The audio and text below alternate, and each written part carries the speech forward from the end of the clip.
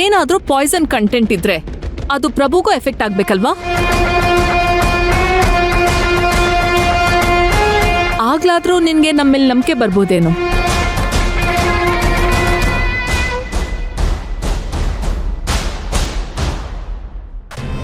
ಅಯ್ಯೋ ದೇವ್ರೆ, ಏನಾಗ್ತಾ ಇದೆ ಇಲ್ಲಿ?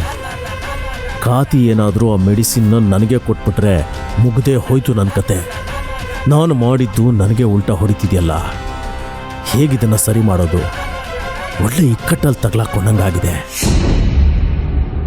ಅಕ್ಕ ಪ್ಲೀಸ್, ಅಷ್ಟೊಂದು ತಾಳ್ಮೆ ಕಳ್ಕೋಬೇಡ. ಮಲ್ಲಿಕಾ, ನೀ ಸ್ವಲ್ಪ ಸುಮ್ಮನೆ ಇರು. ನಾನು ಯಾಕ್ರಿ ಸುಮ್ಮನೆ ಇರಬೇಕು?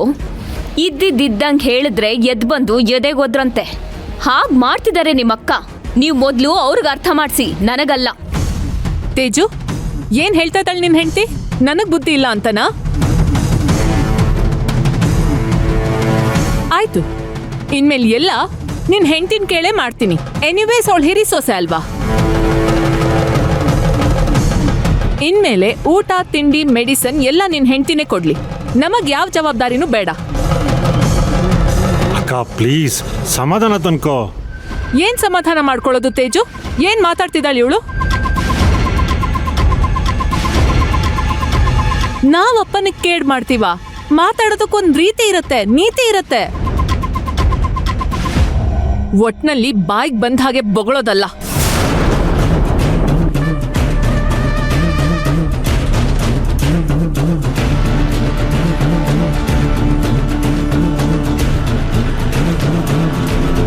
ಅದ್ಗೆ ಬಾಯ್ ಬಂದಾಗೆ ಬೊಗಳೋದು ಅದು ಇದು ಅಂದ್ರೆ ನಾನ್ ಸುಮ್ನೆ ಇರಲ್ಲ ನೋಡಿ. ಹೇಳ್ತೀನಿ, ಏನ್ ಮಾಡ್ತೀಯಾ? ಹೇಳೆ, ಏನ್ ಮಾಡ್ತೀಯಾ? ಏನ್ ಮಾಡ್ತೀಯಾ ಅಂತ?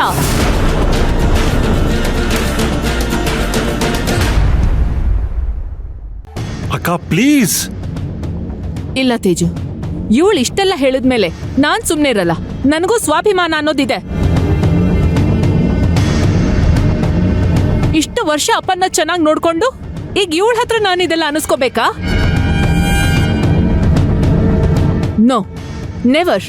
ಆ ಮೆಡಿಸನ್ನ ಲ್ಯಾಬಲ್ ಚೆಕ್ ಮಾಡ್ಸೋಣ, ಆಗ ಸತ್ಯ ಏನು ಅಂತ ಗೊತ್ತಾಗತ್ತಲ್ಲ. ಎಲ್ಲರೂ ಸ್ವಲ್ಪ ಸುಮ್ಮನೆ ಇರ್ತೀರಾ? ನಿಮ್ಮೊಳಗೆ ಯಾಕೆ ಡಿಸ್ಕಷನ್ ಮಾಡ್ತಾ ಇದ್ದೀರಾ? ಮೇಡಮ್, ಆ ಮೆಡಿಸನ್ನ ಈಗಲೇ ತಗೊಂಡು ಬನ್ನಿ, ನಾನು ನೋಡ್ತೀನಿ.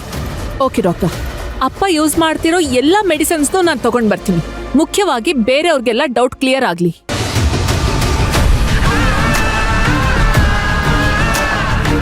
ನೋಡಿ ಮಲ್ಲಿಕಾ, ಗೊತ್ತಿಲ್ಲದೆ ಸುಮ್ಮನೆ ಒಬ್ಬರ ಮೇಲೆ ಅಲಿಗೇಷನ್ ಮಾಡಬಾರ್ದು. ನೀ ಸ್ವಲ್ಪ ಸುಮ್ಮನೆ ಇರು. ನೋಡೇ ಬಿಡೋಣ ಯಾರ್ ಸತ್ಯ ಅಂತ.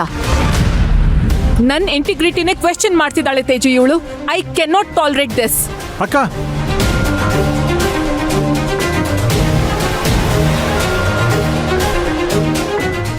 ಈಗೇನಾದರೂ ನಾನು ಪ್ಲ್ಯಾನ್ ಮಾಡಲೇಬೇಕು, ಇಲ್ಲ ಅಂದರೆ ಆ ವಿಷಾನ ನಾನೇ ಕುಡಿಬೇಕಾದ ಪರಿಸ್ಥಿತಿ ಬಂದ್ಬಿಡುತ್ತೆ. ಬಾ ಪ್ರಭು, ಯಾಕೆ ಸುಮ್ಮನೆ ಕೂತ್ಕೊಂಡಿದ್ಯಾ? ಇಷ್ಟೆಲ್ಲ ಮಾಡಿದ್ಮೇಲೂ ಇವಳ ಹತ್ರ ಈ ಥರ ಮಾತೆಲ್ಲ ಕೇಳಬೇಕು ಅಂತನಾ? ಅದೇ ನಮ್ಮ ಹಣೆ ಬರ. ಬೇಕಾದಾಗ್ಲಿ, ಇವತ್ತು ಒಂದು ತೀರ್ಮಾನ ಆಗೇ ಬಿಡ್ಲಿ. ನಾನು ಆ ಮೆಡಿಸನ್ ತಂದು ಡಾಕ್ಟರ್ ತೋರ್ಸೋವರೆಗೂ ನನಗೆ ಸಮಾಧಾನ ಇಲ್ಲ. ಬಾ ಪ್ರಭಾ.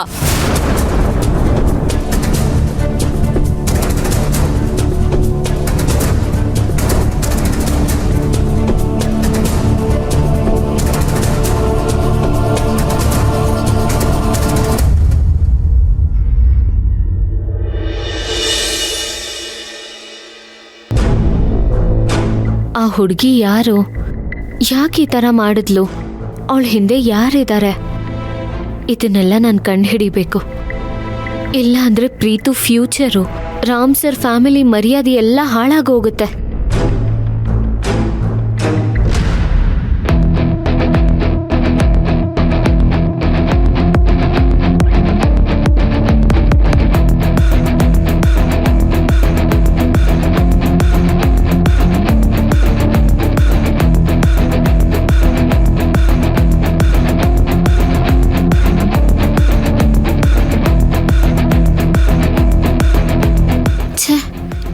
ಏನಿದು?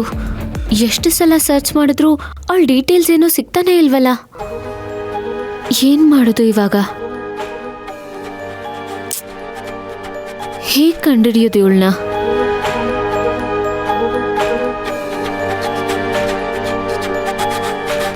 ನನ್ನ ಕಾಲೇಜು ಸ್ಕೂಲ್ ಲಿಸ್ಟ್ ಎಲ್ಲ ಒಂದ್ಸಲ ಚೆಕ್ ಮಾಡಿ ನೋಡಿದ್ರೆ ಅಲ್ಲಾದ್ರೂ ಸಿಗ್ಬೋದಾ ಅಂತ.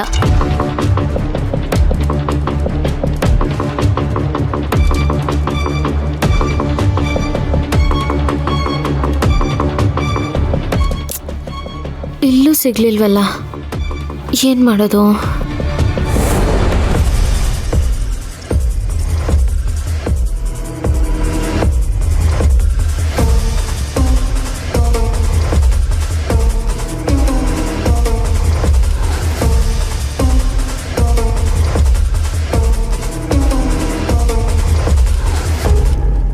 ಯಾರು ಇವಳು? ಎಲ್ಲಿಂದ ಬಂದೆ?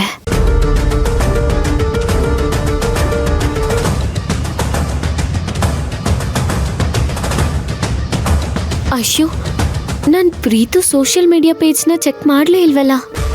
ಅವನ ಪೇಜ್ನ, ಅವನ ಫ್ರೆಂಡ್ಸ್ ಲಿಸ್ಟ್ನ ಚೆಕ್ ಮಾಡಿದ್ರೆ ಏನಾದರೂ ಐಡಿಯಾ ಬರ್ಬೋದು.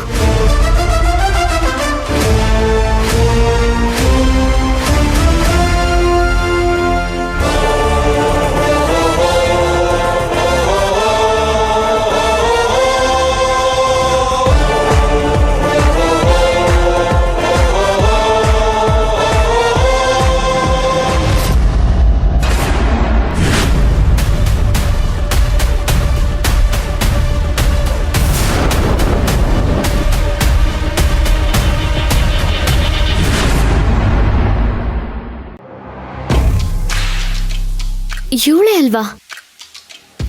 ಎಸ್, ಇವಳೆ.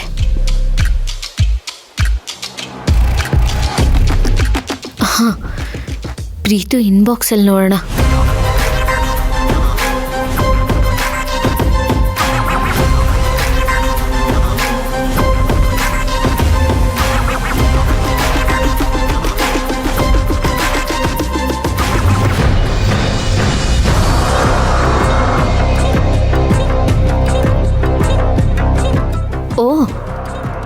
ಆಕ್ಚುಲ್ ಆಗಿ ಇವಳು ಪ್ರೀತು ಹಿಂದೆ ಬಿದ್ದಿರೋದು.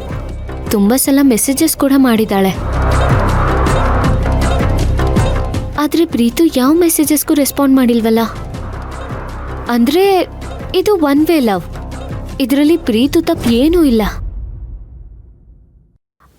ಬೇರೆ ಏನಾದರೂ ಸಿಗುತ್ತಾ ಅಂತ ಚೆಕ್ ಮಾಡೋಣ.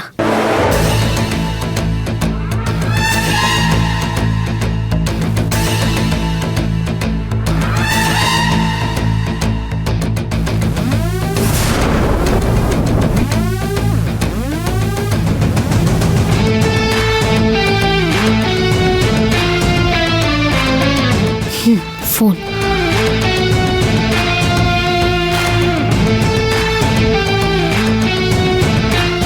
ಎಲ್ಲದನ್ನು ಫೋಟೋ ತೆಗೆದಿದ್ದೀನಿ, ಎಲ್ಲನೂ ಡೌನ್ಲೋಡ್ ಮಾಡ್ಕೊಂಡಿದ್ದೀನಿ.